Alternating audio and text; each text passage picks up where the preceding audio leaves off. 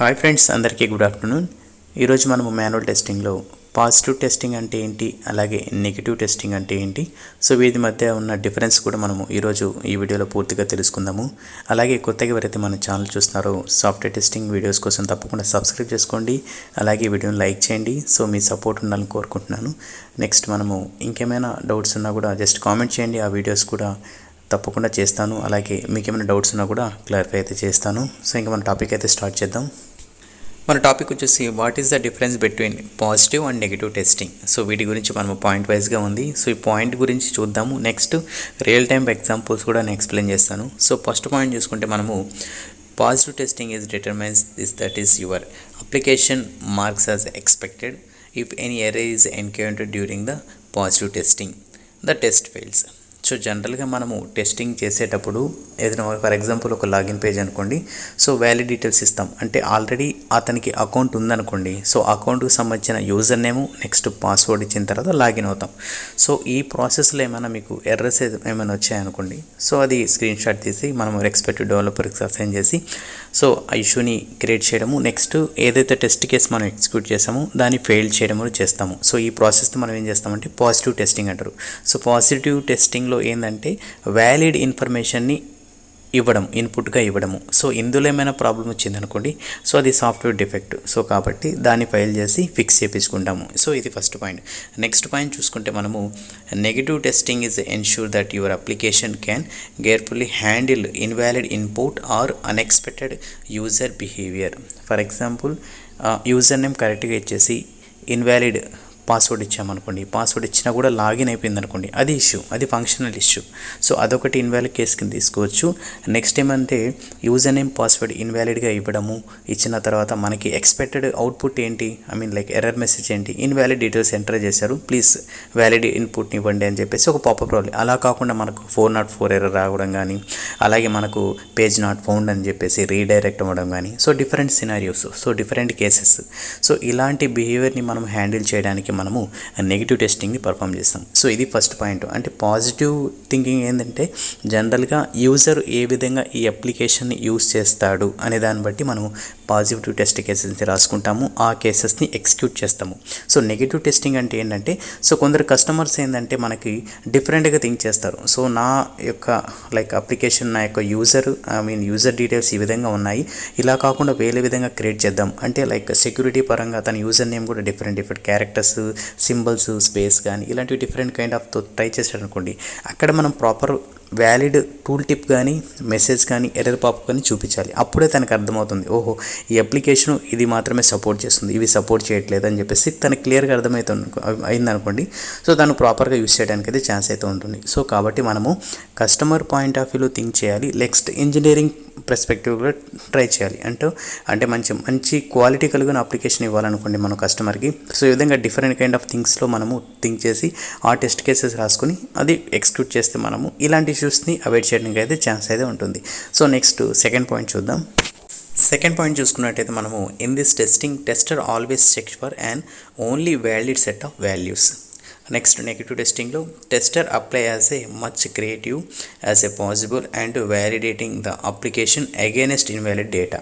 So ఇక్కడ మనం చూసుకుంటే ఏదైతే మనము ఇన్పుట్ లైక్ ఏదైనా డీటెయిల్స్ ఇచ్చినాం కానీ, ఏమైనా ఫైల్స్ ఇస్తాము, ఆ ఫైల్లో డేటా ఉంది, ఆ డేటాని మనము డీబీలో ఇన్సర్ట్ చేయాలి, పాపులేట్ చేయాలి. సో వ్యాలిడ్ డేటాని ఇస్తాం కదా, valid records information, valid files కానీ, సో అన్ని ప్రాపర్గా లైక్ మంచిగా వర్క్ అయ్యే విధంగా ఉండేటట్టు ఫైల్స్ని ఇన్పుట్గా ఇస్తాం. సో ఇలాంటి టైంలో ఏం చేస్తారంటే అప్లికేషన్ ప్రాపర్గా వర్క్ అవుతుంది, ఆ డేటాని మనము చూపిస్తుంది. సో అక్కడేమైనా ఇష్యూ వస్తే సో మనం ఫైల్ చేస్తాము, అది నెక్స్ట్ థింగ్. సో ప్రస్తుతానికైతే వ్యాలిడ్ ఇన్పుట్ డేటాని సో ప్రాపర్గా ఉందా, వర్క్ అవుతుందా లేదా, ప్రాపర్గా మనకు పాపులేట్ చేస్తుందా లేదా, యూఐలో మనకు కనిపిస్తున్నాయా లేదా అనేది మనం చెక్ చేస్తాం. సో ఇది పాజిటివ్ థింగ్. ఇంకా నెగిటివ్ థింగ్ అనుకోండి, ఫర్ ఇన్వాలిడ్ ఫైల్ ఇవ్వడము, లేదా ఇన్వాలిడ్ ఇన్పుట్ ఇవ్వడము, అలాగే మనకు ఇన్వాలిడ్ కాన్ఫిగరేషన్ చేయడము. సో డిఫరెంట్ టైప్ ఆఫ్ అంటే అప్లికేషన్ టెస్టింగ్ కాకుండా మనకు ఫంక్షనల్ టెస్టింగ్, లేకంటే సాఫ్ట్వేర్ టెస్టింగ్, సాఫ్ట్వేర్ ఏదైనా కొత్త సాఫ్ట్వేర్ ఉందనుకోండి అది డీబీ లెవెల్ టెస్టింగ్ కానీ, అలాగే ఫైల్లో ఉన్న డేటాని రీడ్ చేయడము. సో ఇలాంటి సినారీస్ కూడా మనం టెస్ట్ చేయాల్సి అయితే ఉంటుంది. సో టైంలో మనం ఏం చేస్తామంటే కరప్ట్ డేటా అంటే డేటాని కరప్ట్ చేయడము, కంప్రెస్ చేయడము, అలాగే ఎంక్రిప్ట్ చేయడము. సో ఇలాంటి టైంలో మన యొక్క అప్లికేషన్ ఈ విధంగా వర్క్ అవుతుంది. సో జనరల్గా మనకు ఒక ఫైల్ని బ్రౌజ్ చేసి ఆ ఫైల్లో ఉన్న డేటాని చూపించాలి అని ఒక అప్లికేషన్ ఉంది అనుకోండి. సో దాన్ని మనం ఏ విధంగా టెస్ట్ చేస్తాము. సో ఫస్ట్ మనం థింక్ చేయాలి. అంటే టెస్ట్ కేసెస్ రాసే ముందే మనం ఏం చేయాలంటే, సో తను ఏమంటున్నాడు, ఒక ఫైల్లో ఉన్న డేటాని యూఐలో చూపించాలి అంటున్నారు.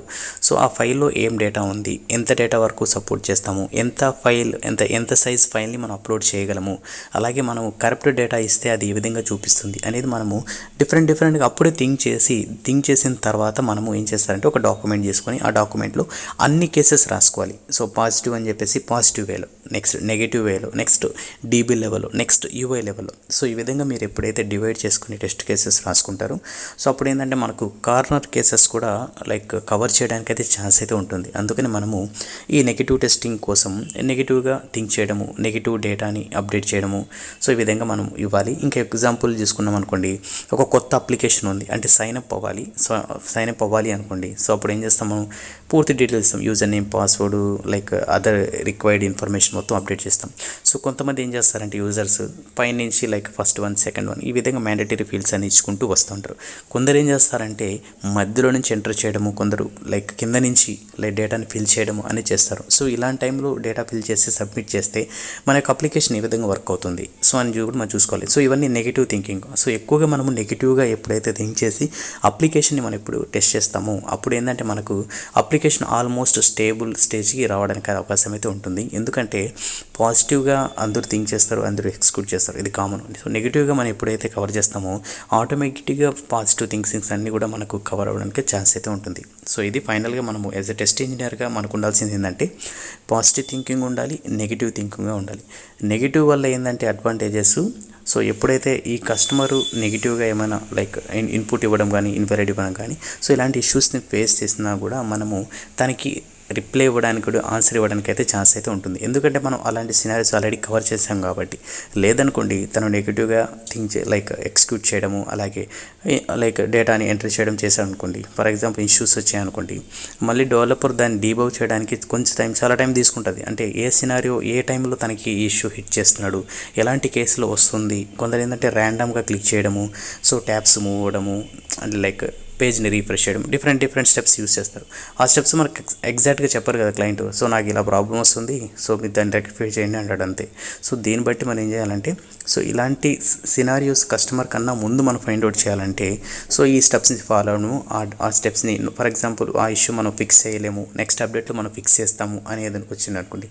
సో అప్పుడు ఏం చేస్తామంటే నోన్ ఇష్యూని కింద ఒక డాక్యుమెంట్ రాసుకొని ఆ డాక్యుమెంట్లో దీనికి సంబంధించిన ఇన్ఫర్మేషన్ మొత్తం ఫిల్ చేసుకొని పెట్టుకుంటాము. సో ఆల్రెడీ దానికి సంబంధించి ఒక జీరా టికెట్ క్రియేట్ చేయడము, సో టికెట్కి అటాచ్మెంట్ చేసేసి ఈ ఫాము అంటే ఈ డాక్యుమెంట్ జస్ట్ మనము రెఫరెన్స్ కింద పెట్టుకుంటాం. ఫర్ ఎగ్జాంపుల్ సేమ్ ఇష్యూ తను ఫేస్ చేశారనుకోండి, ఆల్రెడీ మేము ఫైండ్ అవుట్ చేసాము, సో ఇది బగ్ ఐడి, అంతేకాకుండా ఫ్యూచర్లో దీన్ని మేము ఇంప్లిమెంట్ చేస్తాము, దీని మీద వర్క్ చేయడం అయితే జరుగుతుందని చెప్పేసి అప్డేట్ కూడా ఇవ్వడానికి అవకాశం అయితే ఉంటుంది. సో కాబట్టి మనం ఈ విధంగా పాజిటివ్గా నెగిటివ్గా థింక్ చేసినప్పుడు ఎక్కువగా మన అప్లికేషన్ మంచిగా స్టేబుల్గా ఉండడానికి కూడా అవకాశం అయితే ఉంటుంది. సో మంచి రిజల్ట్స్ అయితే రావడానికి అయితే ఛాన్స్ అయితే ఉంటుంది. సో ఇది ఫ్రెండ్స్ ఈరోజు టాపిక్. సో ఈ టాపిక్ మీకు నచ్చినట్టయితే జస్ట్ లైక్ చేసి తప్పకుండా మీకు కామెంట్ చేయండి.